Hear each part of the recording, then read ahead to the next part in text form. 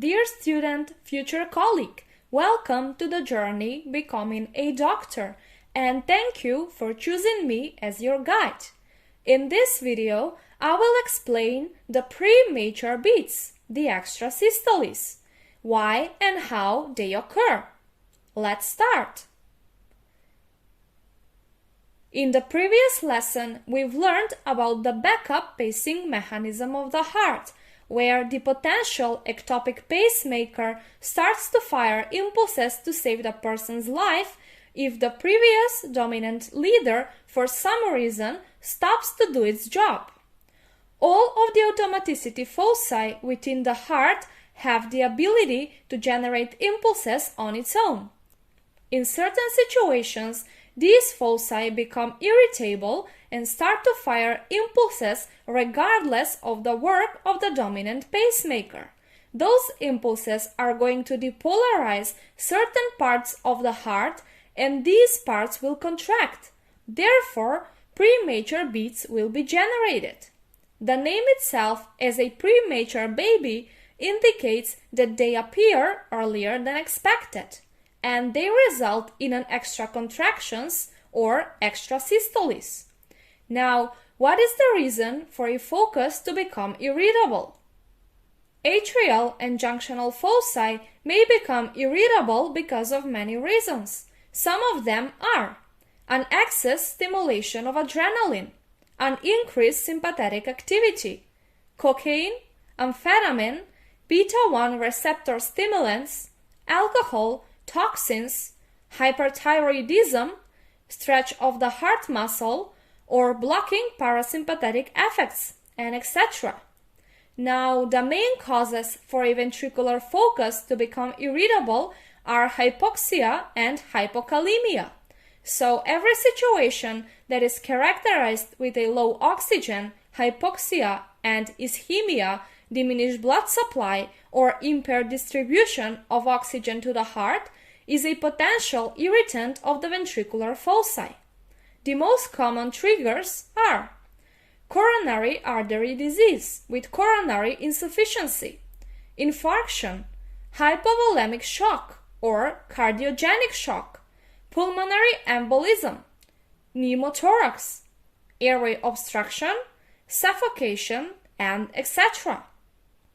Depending on to which level belongs the focus that starts to fire impulses causing premature beats, we distinguish atrial, junctional, and ventricular premature beats, or atrial, junctional, and ventricular extrasystoles. Let's go one by one. First, we have a premature atrial beat, or an atrial extrasystole. When an atrial focus becomes irritable, it may produce an impulse regardless of the activity of the dominant pacemaker. This impulse is going to depolarize the atria and cause a premature atrial beat, or an earlier than expected atrial contraction, an extrasystole. As a sign of the atrial depolarization on the ECG, we expect a P wave. This premature P wave is called the P' wave. Let's examine the ECG. If you look at this example, you can see that here we have a regular rhythm, and with that, we expect the next P wave to appear somewhere here, right? But you can detect that a P wave appears earlier than expected. The second thing is that this premature P wave has different shape and size than the regular ones, because the impulse is generated in a focus different than the SA node. Remember, when you examine the same waves, for example P waves in the same lead, they should all look the same. If they differ in morphology, you know that they are generated in different foci. Now the next P wave looks the same as previously, because it is generated at the SA node again. But the difference here is that it appears one cycle later from the premature beat, and not when it is expected. Why? Well, if the SA node is also depolarized from this premature atrial beat, it resets its activity. Now the SA node is going to provide impulses again, but the first impulse will be generated one cycle later from the premature beat, because the SA node resets its activity in step with the premature beat. Now, if the focus that fires the premature impulse is located in the lower parts of the heart, it may be conducted in the opposite direction, and because it depolarizes the atria in a retrograde fashion, the P wave will be inverted. Now, the next thing of importance is the conduction of this prematurely generated atrial impulse. This impulse can be normally conducted to the ventricles, non-conducted to the ventricles, or have an aberrant conduction to the ventricles. In the first situation, when this impulse is normally conducted to the ventricles too will be depolarized earlier than usually. In this case, the P' wave is followed by a normal QRS complex. Now, sometimes when a premature atrial beat occurs, the AV node may be still in its refractory state from the last cardiac cycle, therefore will not be receptive for the premature impulse. In this case, the impulse is not going to be conducted to the ventricles. So, on ECG, we will have a P' wave without a following QRS complex. And lastly, when a premature atrial beat is conducted to the ventricles, some parts of the ventricles may be still in a refractory state. Usually, one bundle branch of the conduction system of the ventricles repolarizes later than the other. And when the prematurely generated impulse arrives at this branch, the branch is not receptive for the impulse. So the impulse will be conducted through one branch on time, while the conduction through the other is delayed. In this case, on the ECG, the P' wave is followed by an aberrant wide QRS complex.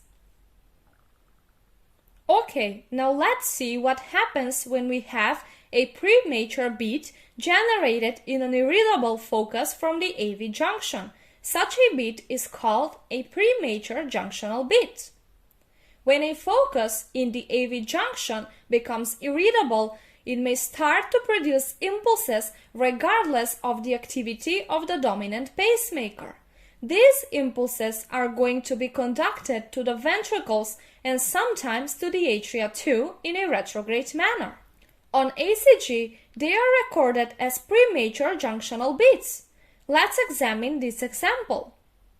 Well, since the impulse is conducted to the ventricles, we will see a sign of their depolarization, which is the QRS complex, but it will appear earlier than expected.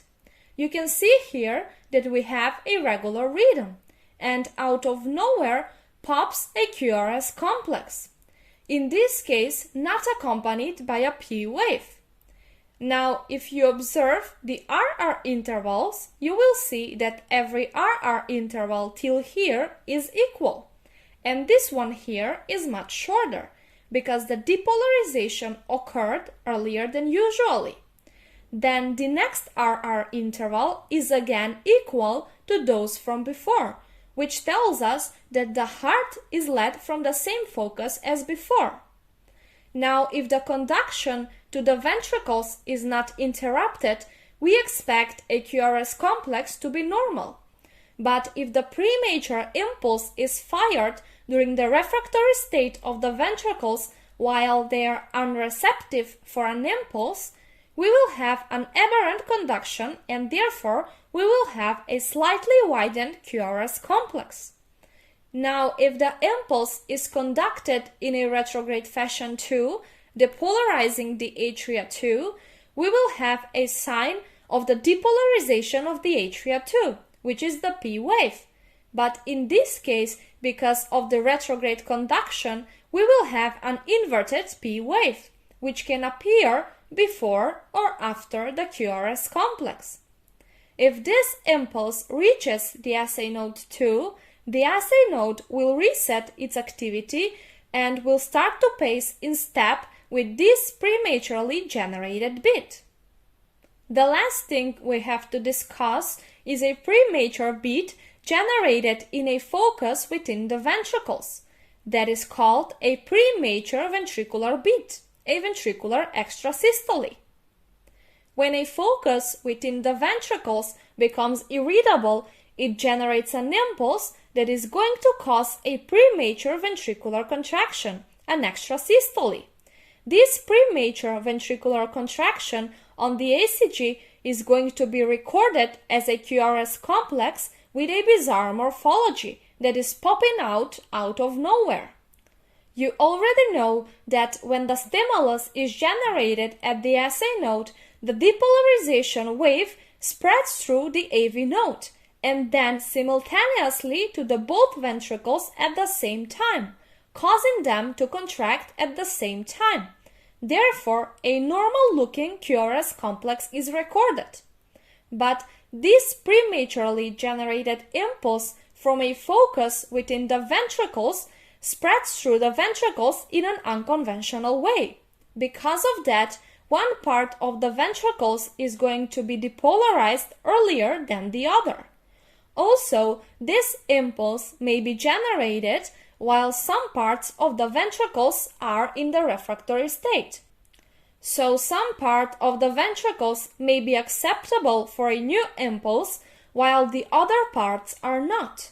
That's why we expect to see a bizarre wide and high QRS complex. Another thing we have to mention here is that this impulse only spreads within the ventricles and never to the atria. But at the same time, the SA node fires impulses regularly. In a situation when the ventricles are still in a refractory phase, after this premature contraction, the impulse generated regularly in the SA node won't be conducted to the ventricles, and you may detect a P wave that is not followed by a QRS complex, but rather there is a flat baseline. And with that, we've come to an end. To not complicate things more, I will end this video here, and we will focus more on these conditions in the next video. I hope that this lesson was helpful for you, and if yes, please make sure to subscribe to support me. Thank you for your attention, and I hope to see you in the next video.